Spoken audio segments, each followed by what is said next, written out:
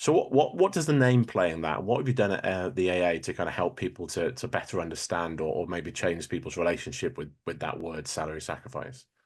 Yeah, so if we start with the naming, so as you said, the word sacrifice, it sounds like such a negative word, like you're giving something up, like you're having something taken away from you almost, when actually it's a very positive thing. You're exchanging part of your salary to get something in return, get something that you want, something positive.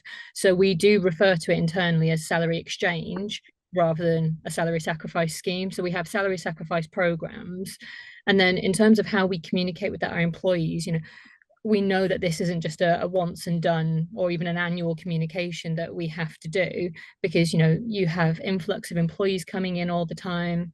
You'll have different demographics of employees, and really being able to drill down into what communications channels work for your demographic of employees.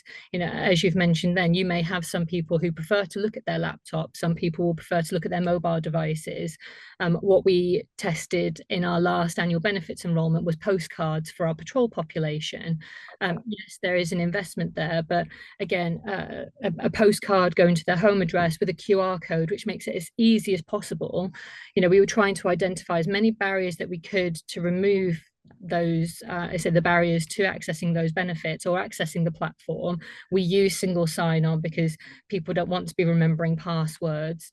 And then when it comes to actually communicating the salary sacrifice, we have webinars, we educate our HR business partner populations to make sure that they're having conversations with their stakeholders and their internal populations. Whenever we have natural touch points throughout the year, whether it's our annual holiday buy window where we utilize salary sacrifice, if it's our annual benefits enrollment window, if it's a launch of a new product, we always make sure that we bring the education piece in there as well.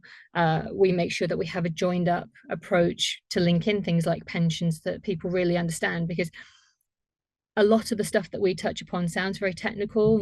People hear the word pensions, they shut off. They hear the word salary sacrifice, they shut off. And it's really trying to make that information as friendly and easy to understand, whether you're a new person coming into the workplace for the first time who's hearing this terminology for the first time, or if you're someone later on in your career who's just never engaged with it.